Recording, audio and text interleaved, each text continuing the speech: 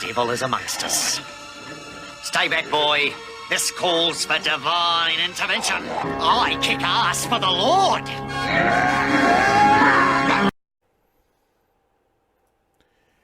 And the Grinch, with his Grinch-feet, ice cold in the snow, stood puzzling and puzzling. How could it be so? It came without ribbons, it came without tags, it came without packages, boxes, and bags. And he puzzled and puzzled till his puzzler was sore. Then the Grinch thought of something he hadn't before. What if Christmas, he thought, didn't come from a store? What if Christmas, perhaps, meant a little bit more? Dr. Seuss, How the Grinch Stole Christmas. Welcome to Heresy and Hearsay, Reverend Barney's Sermons. I'm Reverend Barney, and you can follow me on Twitter at SethRothII. You can follow the show on YouTube, Facebook, Twitter, any podcast catcher. Just look for Heresy and Hearsay. Please like, share, follow, subscribe to us. Also give us a review. It helps others find us. You can find my partner and better half of the Heresy and Hearsay main podcast, September, on Twitch and Twitter at 9 of 12. That's NINOF12. And hear her on the Geek Grills podcast. Heresy and Hearsay has a Patreon site, and you can find us at patreon.com/heresy and hearsay, where you can visit and help support us. Just $2 a month goes a long way to help make this a humble show. You can also contribute with bits and Twitch, and also subscribe for free if you have Amazon Prime when we are live on Twitch. Or you can go to 9 of 12's Twitch page and subscribe anytime, or give bits anytime, even if she's not on, and that will help us as well. So today, I am going to speak a bit about Christmas and some of the stuff that's going on as far as Christmas is concerned. But I also want to do some news first. So today, in the hearings, again, I've been following the major stuff. It's just so happened today I was in a place where I could see some of the testimony. And they had four scholars, four professors of constitutional scholarship. They were constitutional lawyers or whatever the case may be, but they were constitutional scholars, and they were discussing about impeachment and everything. And you definitely should go and watch that. It's very informative, very educational. They discuss one of the things they discuss is why impeachment is even in the Constitution, why it affects even the president. They also discussed about high crimes and misdemeanors and what that actually means. And I think that's a very important distinction there. High crimes and misdemeanors, what that is referring to, it's not a threshold that someone has to hit. It's not a this or that. As far as the crime itself, high crimes and misdemeanors means that it is a crime that is committed or that can affect the highest office in the land, which is the presidency here. So that is what it's referring to, is that it's any crime or misdemeanor that affects the office of the presidency, as far as impeachment, or any office below it, because you can impeach judges, you can impeach congressmen, senators, you can impeach anyone who is in office. It's just that they were referring to President Trump with that situation. So I think it's a very interesting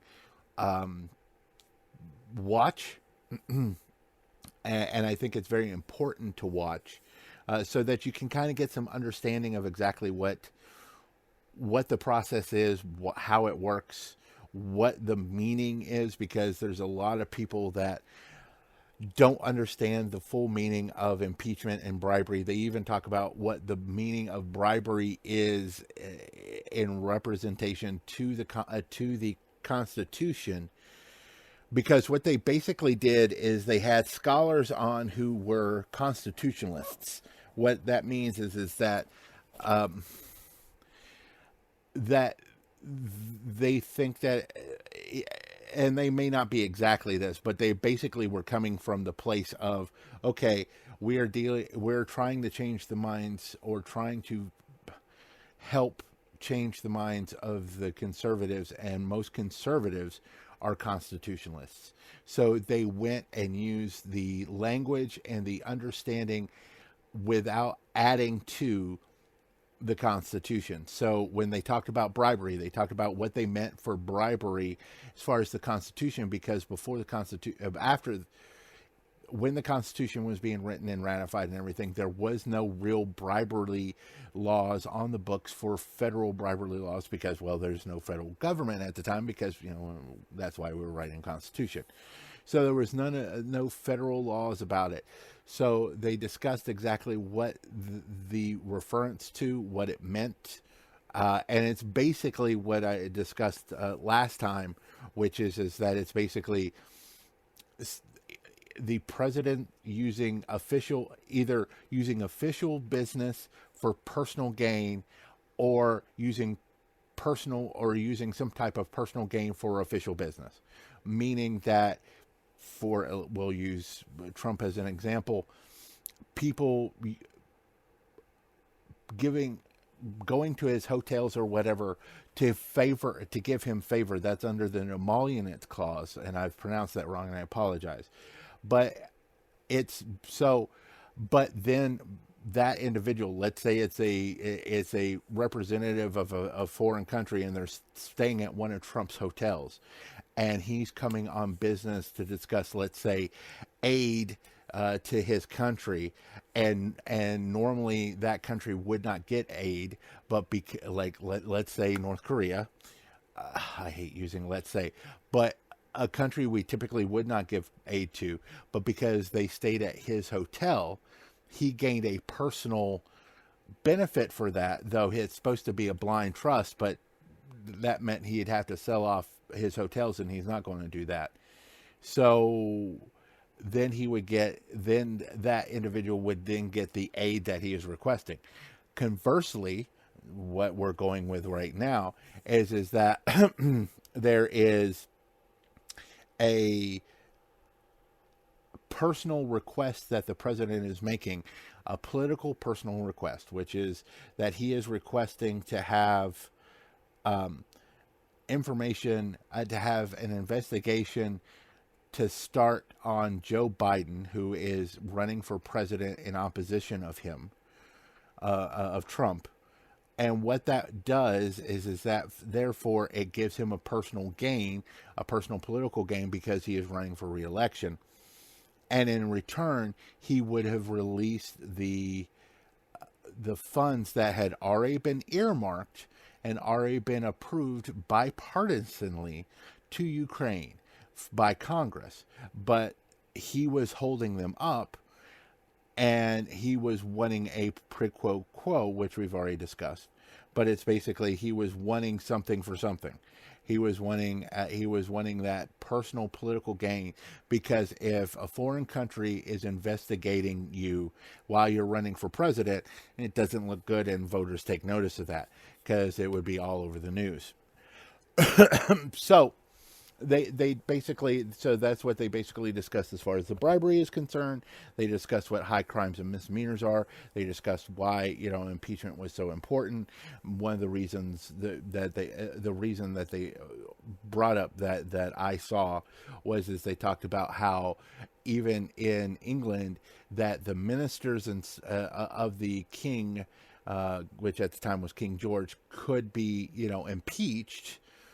But that impeachment would not go through when it comes to the king, that the king was above the law. And that's why they put the high in front of the high crimes and misdemeanors, was to state that this could reach all the way up to the top.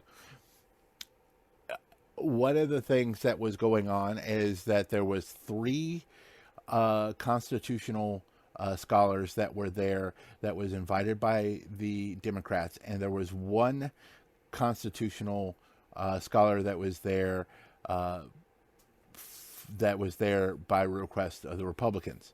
Now, understand, this is completely conjecture, But I do believe that the individuals that the Republicans found, instead of it being 3-on-3, is this is the only one that would be willing to go up there and say that he didn't believe that this should be going on.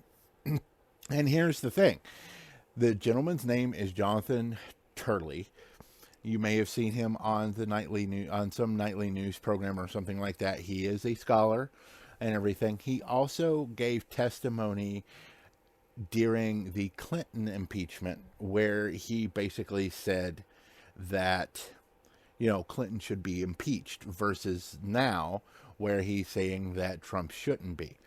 I watched him and I listened to him, and he basically was saying that if we impeach Trump, that we are, basically starting to lower the bar when it comes to impeachment, and that he feels that would be a slippery slope at that point.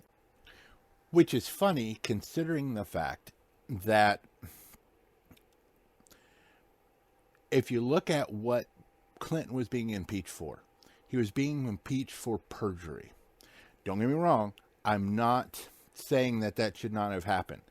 And in hindsight, I think that he should have been impeached. That he should have been, that he should have left office. Again, this is a political process, and with political processes, especially since the mid 1990s, it's been difficult for there to actually be across the aisle stuff, as much as like President Obama and Vice President Biden talk about working across the aisles. 9 times out of 10, when it's a big thing like this, they don't work across the aisles.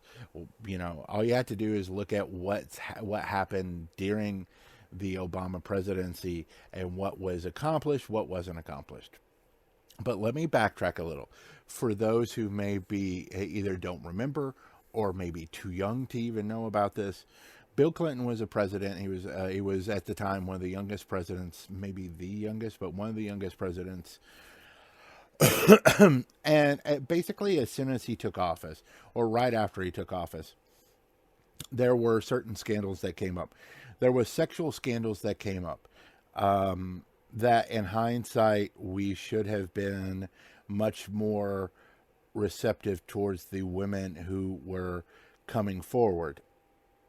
Because if you look at the women that came forward for Trump, they were much, as far as the left side, they were listened to and believed. And the same thing should have happened on the Clinton side.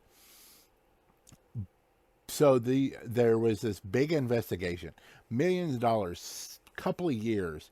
It started with, if I remember correctly, with an investigation about a deal and about someone ending up dead, and nothing was there. There was no there. And this thing went on for months. And like I said, I think it went on for over 2 years. It was actually published, and I have a copy of it somewhere. I did buy a copy of it. It's called the Starr Report, and it made the Mueller report look like it was a pamphlet. So the Starr Report basically boiled down to the only thing that they could find was that during a deposition or testimony about sexual relations with Monica Lewinsky, that President Clinton lied on the stand under oath, which is perjury, because the evidence did come out that he did have sexual relations with Monica Lewinsky. They were basically having a debate on whether oral sex is sexual relations. Look, if any type of genitalia is touching anything else, and then there is definitely sexual contact of some kind. So it's a sexual, it's sex of some kind. So, we need to get away from that. And because it was a huge blow up about, well, is oral sex considered sex, and blah, blah, blah, and stuff like this. And it was just ridiculous. And it got, because that's all they had to justify the report and the money and everything else. And they had this on him. And it is a high crime or misdemeanor. Perjury, you are not above the law as president. So you can't perjure yourself as a president. So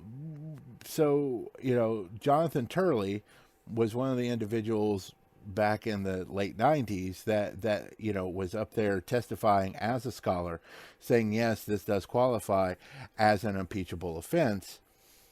And he was impeached. He was just not removed from office. That is what... So a lot of people don't understand the impeachment process, so I'll break it down as simple as possible. The impeachment process is two parts.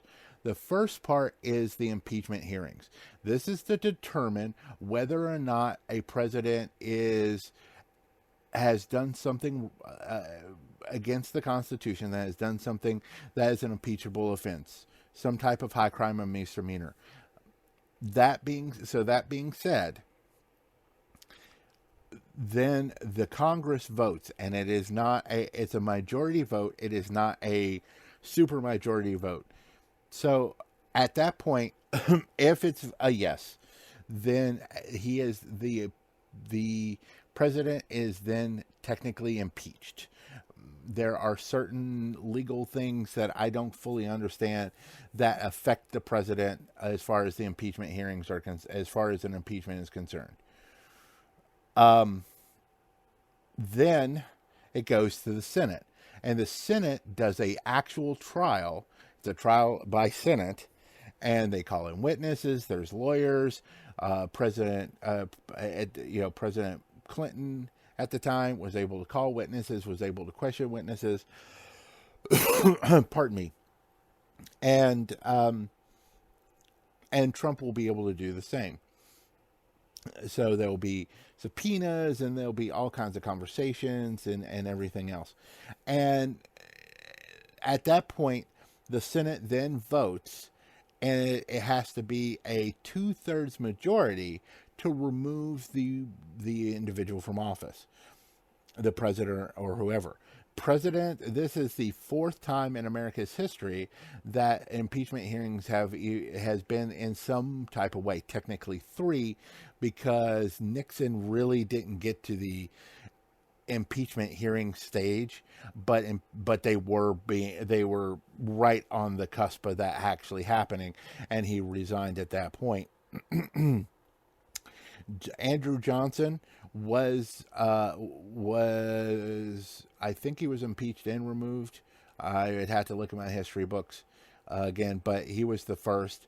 Then again, if you're going by technicalities, then it was Clinton, and now so it's the second time in my lifetime that there's been any type of impeachment, and before that is been nothing except for once in the 200 plus years of the United States.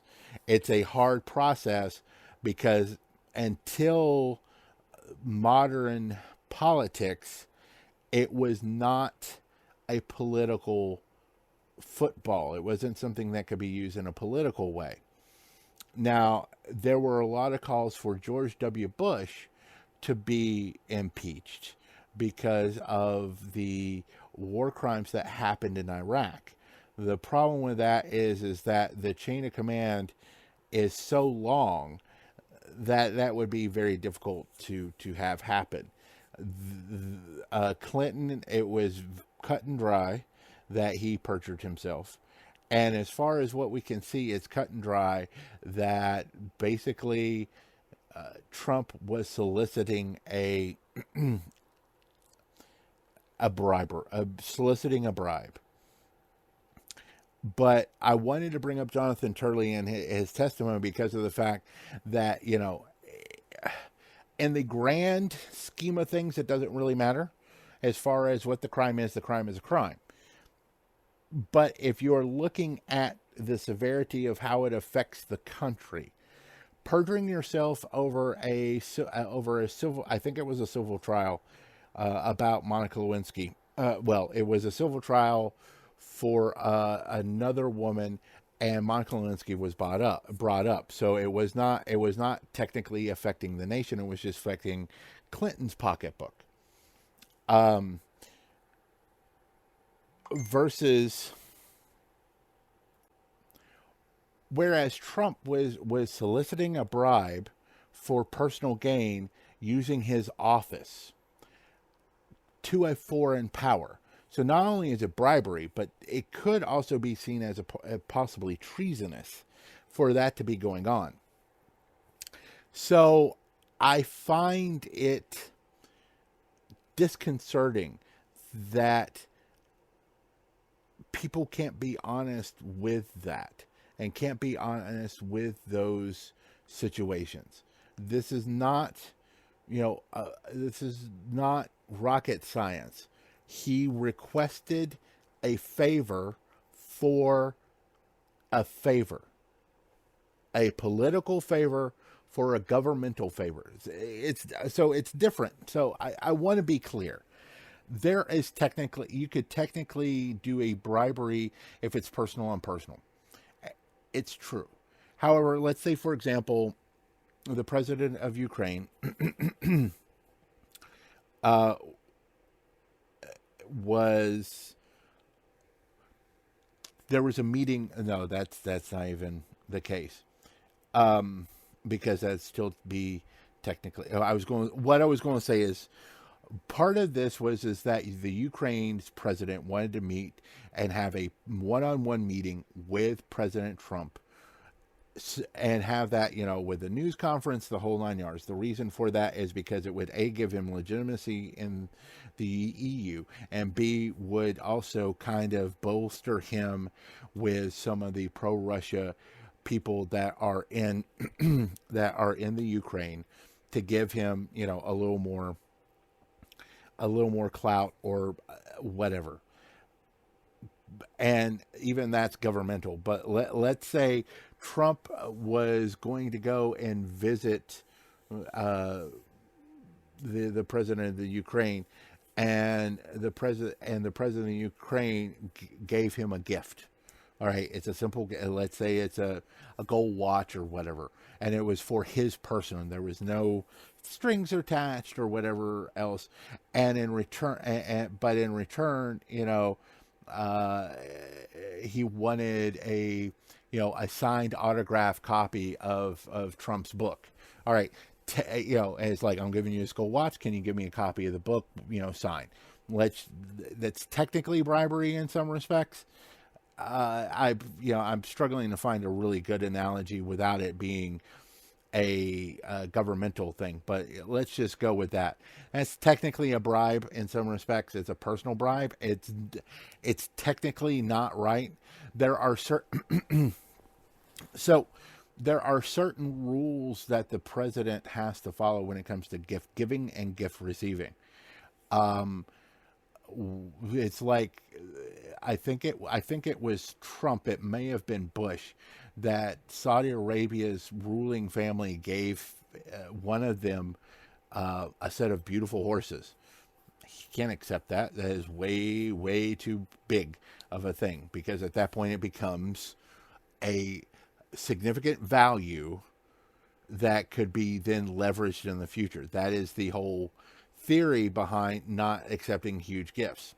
In fact, the President Obama, when he first visited the Queen of England, struggled to figure out a decent or a good gift, found out she liked certain music, and so what he did is they got her an iPod, an iPod with music on it.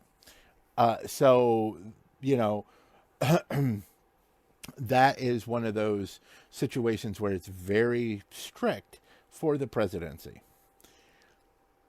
So that is something that has to be taken in consideration. When you look at that, you have to look at is there a personal gain for this governmental or this official act of an office? If there is, then that's basically a form of bribery of one way or the other. During this, I did not see it until after the fact. or my head would have exploded while where I was at, and that would have been pleasant for no one. But during the testimony and everything else, Representative Tom McClintock, and he is a representative from the wonderful state of California, asked the four constitutional scholars if they voted for Trump in 2016. And they refused to answer that question because A, it's unconstitutional, B, it has no relevance on their understanding of the Constitution, and C, we have secret ballots for those very reasons. This is why we have secret ballots, so that the ballots can't be used against us. And asking that question was trying to label them as liberals, or label them as, try to discredit them because of who they voted for. And that's one of the reasons we have a secret ballot, is so that those ballots can't be used against individuals. It's like me casting my ballot for Clinton or for whoever. And then, because it's not a secret ballot, my name's on it, my address, all of that kind of stuff, then at that point, the government can use that either for me or against me. If I'm going for a government loan, or if I'm going for government assistance, whatever the case may be, they at that point would not be able, they would use that against me and say, oh, you voted for so-and-so. Well, so-and-so is in office, and they've said that anybody who voted for so-and-so can't, so we can't help you. That's why it's a secret ballot. And so is also with the testimony and everything else. It's a secret ballot for a reason. He asked them a second time after he was basically not shouted down, but he was basically put in his place by the scholars. He asked a second time a show of hands of who had voted for Clinton, and again who voted for Trump, and they said, no one raising their hands is not a show that we did or didn't vote for Trump. We have a right to a secret ballot, and we don't have to disclose that, which is true. That's one of the reasons, and that is just craziness that they even brought this up, that someone would be that daring to bring that up, to try, because there is no other way to discredit constitutional scholars than trying to label them as liberals. Now, the Republicans for many years do not like educational systems, especially higher education. The higher the education of a populace, the more likely they're going to vote on a liberal line. And I don't mean like Democrat or Republican, but more of a liberal line, more on a even socialist line. You can look at the higher educated countries in the EU, for example, and how they tend to vote more on a liberal line versus the individuals who are conservative. And you can look at the educational skews for the most part, or at least what I have seen in the past. So, I would have to do some really hard investigating to make sure that these polls were correct and everything. But that the more education that a voter has, the less likely they're going to vote on a conservative side. And the conservatives know this, and they've been pushing to destroy the educational system for years because of this. They also, and this is why they do disenfranchisement of voters, there is a speech, I want to say 1960, and I don't think it was the Republican National Committee, but it was somewhere. And basically it was, the speaker was basically stating that we need to make sure that fewer people vote, because when more people vote, the Republican Party is in trouble.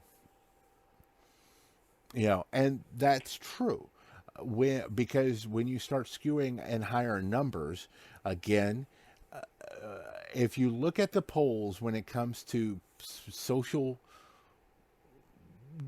social whatever, social, where it comes to gay rights or minority rights or immigration or whatever, that over, or abortion, that more than 50% of the people are on the side of improving immigration. Gay rights should be a thing. Minority rights should be taken care of. Abortion should be legal. All of this skews over 50%. So if you get more voters, and voters that are able to vote and not be disenfranchised, or vote in such a gerrymandered system that their vote doesn't count anyways, to quote a scholar who was actually in North Carolina doing the election fight and everything else, was basically saying that the voters should pick the representatives, not the representative pick their voters.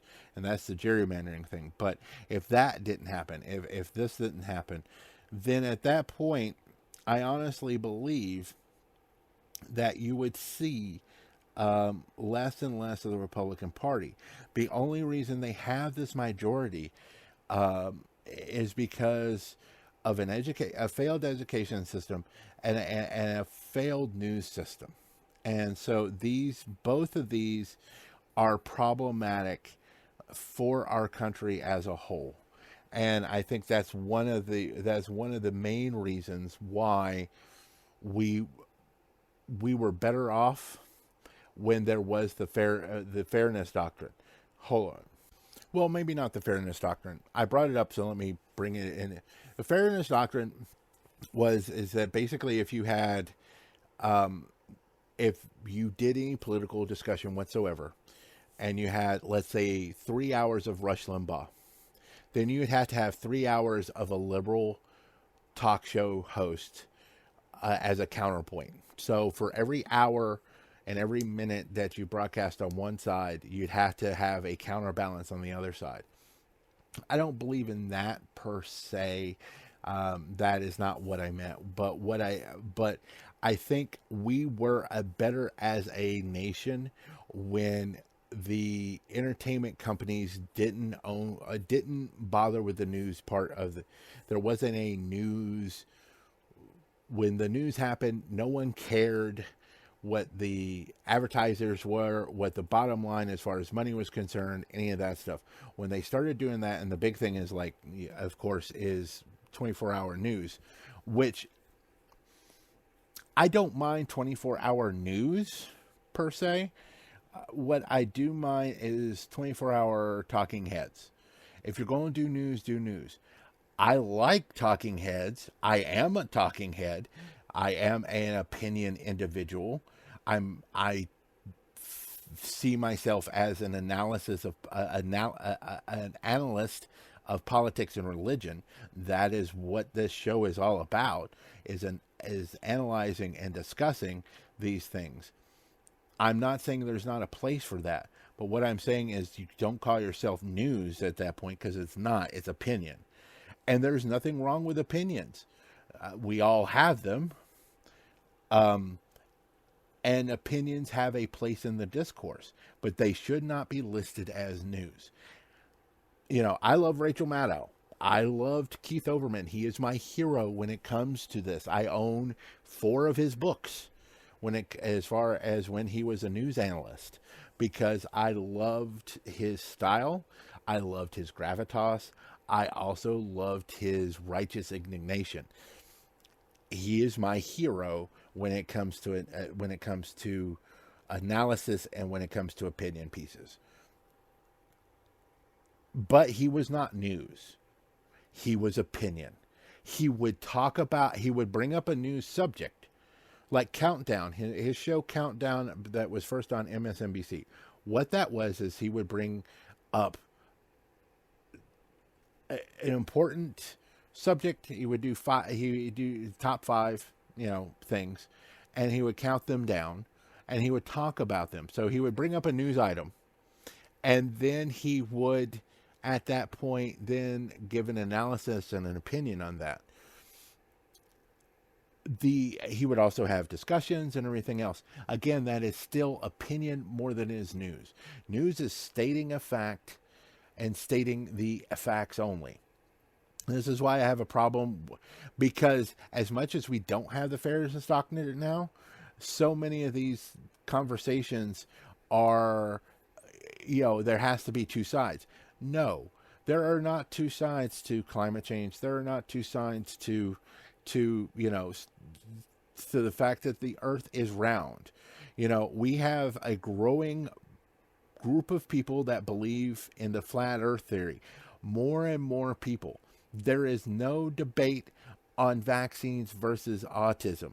No matter what liberal, and this is mostly on a liberal side, mostly liberal white elites, and I hate that term, but honestly, it's the case that liberal white elites are coming out and saying, "Oh, this caused autism." I know families who have autistic children. I also know that all of them are vaccinated because vaccines are important. We got rid of polio. For those who don't even know what polio is, polio was basically a crippling disease that would cause people not to be able to use their arms or legs. And if it was bad enough, basically their entire body would not be able to be used. And they couldn't breathe on their own. That's where the invention of an iron lung basically came to be, used for people with polio. So, to eradicate something so horrible, to eradicate something like smallpox, because I have a smallpox vaccination. I hear it may have not worked anymore if smallpox ever breaks out again, but we've eradicated smallpox,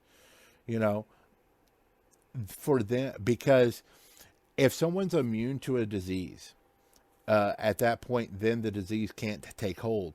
And if the entire society doesn't have that, can't get that disease, then the disease dies out. So what I'm saying is that those aren't facts. Those are opinions that are based on false information. Just like with climate change, and a lot of other things that have to have two sides. There are not two sides. John Oliver did this great thing where he had this climate change denier and Bill Nye start to have a discussion, and he's like, "Oh, wait a minute, this is wrong. This is how it should look." And then he had 90 other scientists or 92 other scientists show up and basically all start talking to this one guy, because climate change is a decided science. When you have over 90% consensus, at that point you're talking to someone who believes that lizard men, it's the same thing. It's the same theory, that lizard men are trying to take over the planet or whatever. That is because the consensus is that this is a fact. And therefore, anybody who is non-consensus is basically a conspiracy theorist or someone being paid by someone else. So that is one of those things that we have to... News needs to change. News needs to be news. Speaking of news, and I'll put the link in the comments, it was brought... through one of the YouTube videos I watch, is brought up about those feel-good stories that some local shows, like for example, a child is needing a new kidney, and his parents put up a GoFundMe. In less than 24 hours, it was triply funded or whatever. That's touching. That's great. That humanity is willing to reach out. But why are we having to do GoFundMes for medical needs? Why are we having to do GoFundMes for, for basic needs? Is healthcare a human right? Yes, we've had that discussion on Heresy and Hearsay. The way these stories are framed, and that's what the discussion was, is the way these stories are framed is like, oh, this is wonderful that society has stepped up. And it is. It's absolutely wonderful. I will not deny that. It is a great and wonderful thing. The problem is that society has to step up like that. That people are having to fund people, for their healthcare needs of whatever the case may be. I can't open my Facebook without someone have forwarded a GoFundMe for some type of medical or life need. That they're about to lose their home, or they're about to they need a health care, their child or someone has cancer, something to that effect. So take those stories and then step back and go, oh, well, okay, well, why is that person even having to do a GoFundMe in the first place? We should have health care, or we should do this or that. And again, I am so grateful for every individual who shows the kindness. It warms the cockles of my heart that people are able to do this. However, that does not mean it needs to happen. That does not mean that it is something that we should have to do. This is something that should be already taken care of. So I just wanted, because I saw this and it got on me, and I'm going, yeah, because I fell for it. It's like, oh, that's touching, or oh, that's wonderful how this community came forward to and helped these people in their times of need. And I didn't step back and was like, why the hell were they doing that in the first place? California, I know. I am bouncing all over the place, and I apologize for that. I'm just coming off of a migraine, and normally at that point, I am jacked to the walls like I've had 15 pounds of cocaine. Okay, so especially when one is really bad. So I apologize in advance that I'm bouncing. I probably should have put that at the front now that I think about it. Anyways, California, you have a problem with your Republican representatives. Nunes is back in the news, and there is more than a good chance that he's about to go under ethics investigation again. This will be his second one in 2 years, if it happens. It hasn't happened yet. It's not nails in stone. But it seems that David Nunes was in contact with now an indicted individual who was working for Rudy Giuliani to help gather information about the former prosecutor of Ukraine that was ousted for corruption, and try to get some information on Joe Biden. So in other words, he was working to, basically he was like another individual that was another bagman for Trump to try to get this investigation started with the new president of Ukraine for President Trump. So yeah, that's absolutely wonderful that the Republican Party, who, if you recall, back in 2016, while the primary was still going on, wanted anybody but Trump. But now that Trump is in office, all they care about is keeping power. Now let's go into the main event. Let's talk about Christmas. And I'm not going to go into too much detail. I will be putting up an actual Christmas show. There's a few things that are bugging me, and it's not the Christmas season itself. Most of my friends know that I have a real hard problem with Christmas, that I have a depression when Christmas comes around, that I have a lot of issues when it comes to Christmas. It's just how I am built. There's a lot of things that have happened in my past that has made it to where Christmas is difficult for me.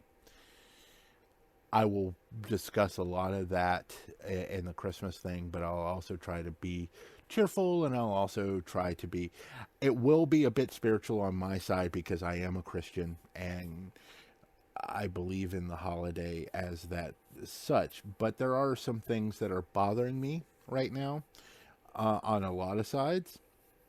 First off, hey Christians, come here. I got something to tell you. No one cares if you celebrate Christmas. If you celebrate Christmas, that's fine.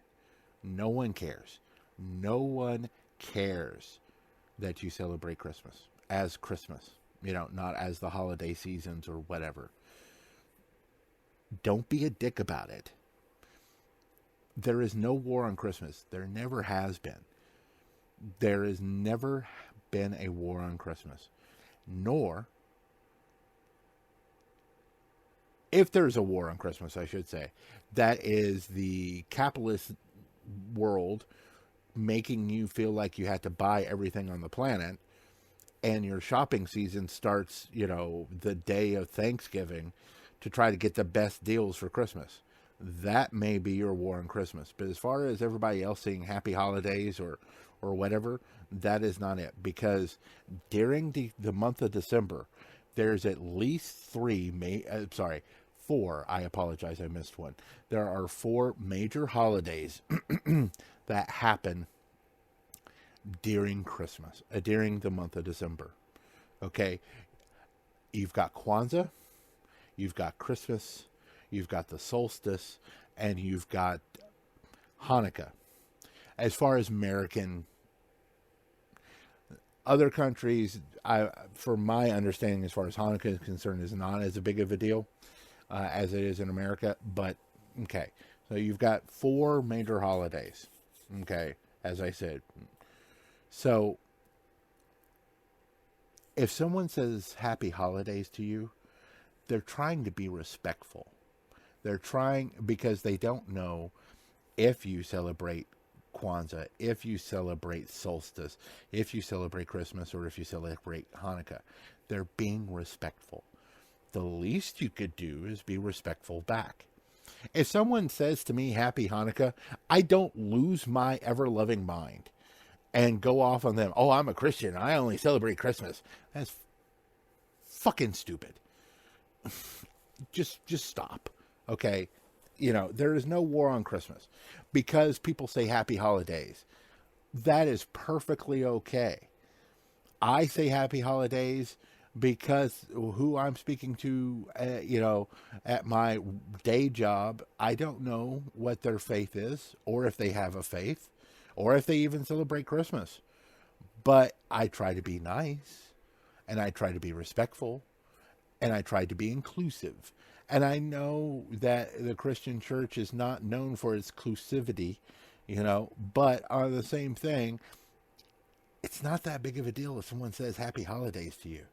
It's also not that big of a deal if on a public square, they don't want religious iconography up.